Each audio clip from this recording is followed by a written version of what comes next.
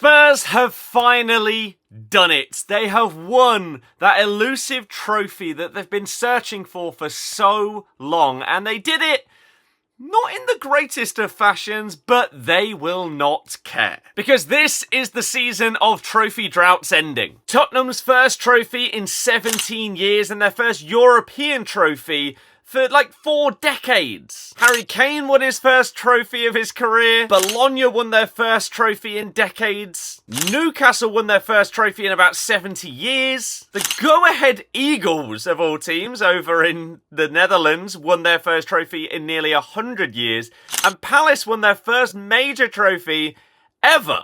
It is a crazy, crazy season. We could also have PSG winning their first UCL. And not only did they get the trophy, they get Ange Postecoglou going down with one of the coldest quotes in football history, saying he always wins things in his second season at Spurs, and it actually coming true. You have to respect it, regardless of your thoughts on either him as a person or him as a manager. You have to give him this moment. And so the question now, we're going to do a separate Manchester United video and what next for them coming out in the next couple of days. But what now for Spurs? What do they do going forward? What does this do in terms of trying to turn things at this club? Before we have a quick look at that, let's have a brief look at the game itself, this final against Manchester United that happened last night. If for some reason you did not watch it, you didn't miss much. It was a very low quality game, expected of two teams that are doing so poorly in the league this season. Spurs only created 3 shots throughout the entire game, and the goal that actually won them the Europa League, I'm still not entirely sure how it's gone down as a Brennan Johnson goal, because the cross comes in, he completely mishits it, it comes off like the back of his calf or knee, flicks up onto Luke Shaw's arm, and then sort of flicks into the side netting, and Onana can't quite get there, who is getting a lot of flack for that, yet to me, I genuinely don't understand how anyone is blaming him. It's a deflection own goal, there's really not much that he can do there. But how it's gone down as a Johnson goal, I don't really know. And they didn't really create much outside of that, whereas United, especially getting towards the end of the game, were creating lots of opportunities, but just not doing enough with them. Spurs' defence in this game was amazing. Ange, you have to give it to him. He sort of threw his tactics out the window in this one, and once they were 1-0 up, he was very happy to not play this dangerous high line, trying to break all the time. No, they sat back, especially in the second half of this game. It was a defensive masterclass, really. Okay, maybe if a team that was slightly better at unlocking defences than Manchester United were up against them, maybe they would have conceded. But you play what's in front of you. And Vicario had a couple of hiccups in this game, but a few really good moments. Pedro Porro, I thought, was fantastic. He made the decision to start Mason Mount look like an absolutely dreadful one, because he stopped him from doing anything for the 70 minutes he was on the pitch. And Garnacho, in the first 2 minutes that he came on for Mount, did give him a little bit of trouble, but after that, he was fine. Romero, Van der Ven, really, really good. Van der Ven coming in with a huge block off the line after Vicario did make the mistake where he tried to catch it, it bounced off his hand onto his face, falls to Højlund, who struggled, but he did put this effort on target, and Van der Ven had to do this athletic clearance off the line, which was really impressive. And Udogie was solid as well. I actually think Richarlison was pretty good in this game. Maybe not so on the ball, but defensively, the work rate and effort that he put in, I feel went slightly under the radar yesterday. And he deserves a lot of credit for that, for a player that in the past has been described as lazy and egotistical and all these things. He was fighting for the badge yesterday, and you have to respect that for him. So Spurs were just defending for their lives, and in this second half especially, Man United were just trying to throw anything going forward, whether that was crosses or attempted dribbles by Ahmad. When Garnacho came on, he had a couple of attempts at crosses and shooting that just weren't that great. Bruno, things just weren't quite clicking for him. A lot of his stuff was being intercepted, or the quality just wasn't quite there.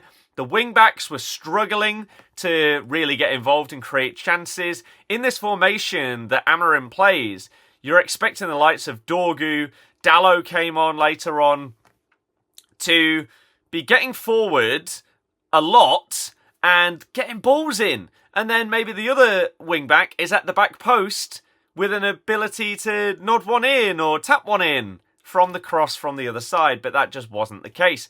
Højlund just didn't really get the service and so therefore couldn't really do much on his own up front either. So Spurs just defended for their lives and it worked. They've finally lifted a trophy. Heung-min Son, who has stuck with them through the thick and thin, has got that trophy. So you got to feel for him. I feel for Madders, obviously as a Leicester fan. He is one of the guys that has left our club that I wish the most success for because I like him as a guy and as a player. And so now, what now? What does this mean for Spurs? It's obviously huge. They've broken the curse. And we did a live stream, a watch along for this. We made sure to stay live until we'd heard Ange talk after the game. And one of the things that he spoke about during his post-match interview was that despite their league form being dreadful, it doesn't really matter because the main thing that he wanted to do at this club is get that trophy curse broken. And the reason why is not just to say that you were the guy to win the trophy, right? But, in his words, you change the mindset into one of winners. Okay, they could finish third in the league and not win anything and get in the Champions League. That's okay, right? But now, as he said, when the players get a taste of trophy success, you can't really instill that mindset until they've experienced it. And now they're going to be desperate for more. Obviously, they wanted to win a trophy before yesterday. But now when you've won one, it's like, oh my God, this is incredible. I need this feeling again. The adrenaline rush of winning a cup final surely can't really be beaten by much else in football. So Ange's aim is that this Europa League win not only allows them to have a chance to compete in the Champions League, but instills that mindset, also gives them a bit more pulling power in the transfer market, and you've really got to hope that Spurs have got an opportunity now. You've got Champions League football, you've just won a trophy. This is your chance to potentially bring in a few players that could really help you try and push on from this, and you need to not waste this chance. Like they sort of did when they sold Bale and brought in like the 7 signings where only 1.5 of them were really that good. This is pretty massive.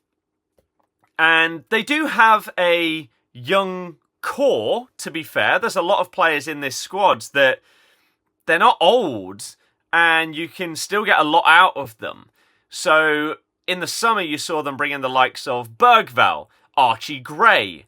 These are young, up-and-coming players that are now getting embedded into everything to do with Spurs, and hopefully, for their sake, are going to be the core of this squad, and you're going to build around them going forwards. And then you can dot experienced players in and around those.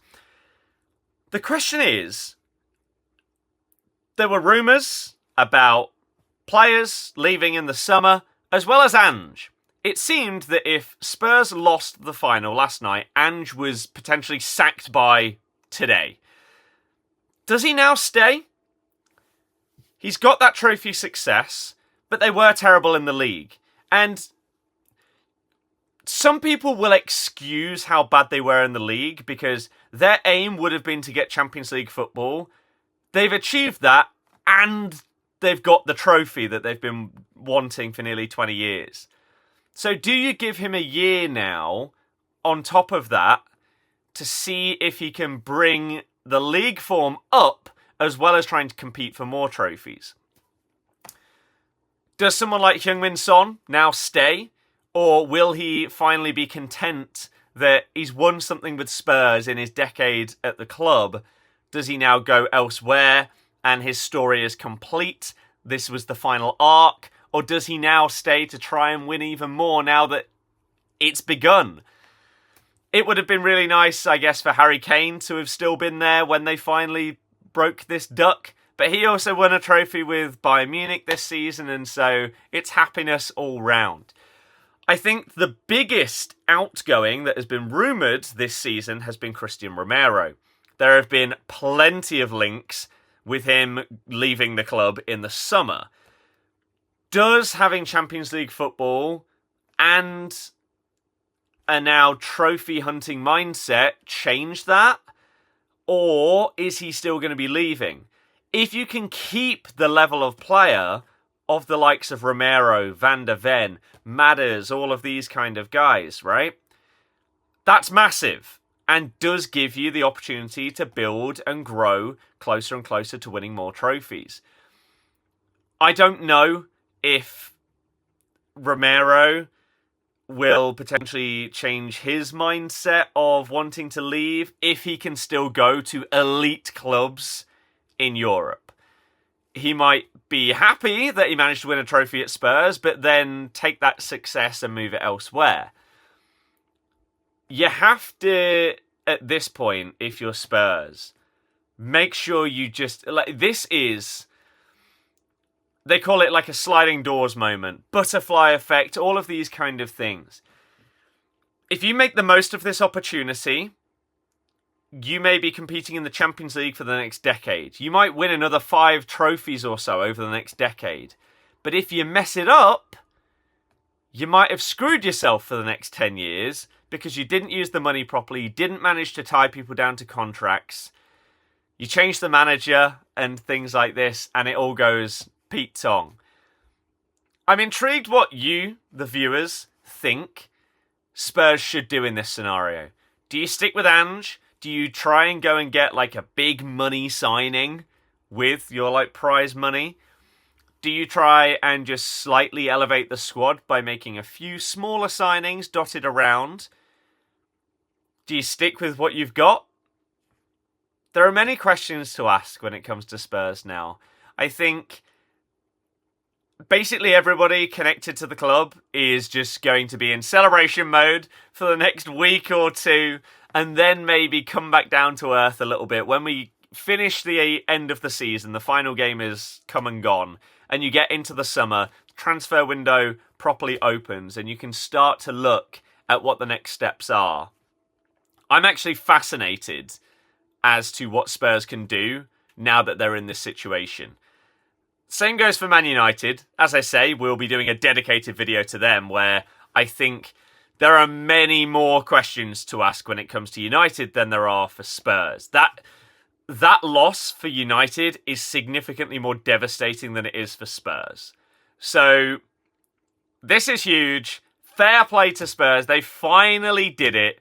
Congrats to any of you that might support the club. I hope that you're having a fantastic celebratory rest of the week and weekend and maybe next week as well. You deserve it. You've been waiting a long time. Same with all the Newcastle, Palace and all of these other fans.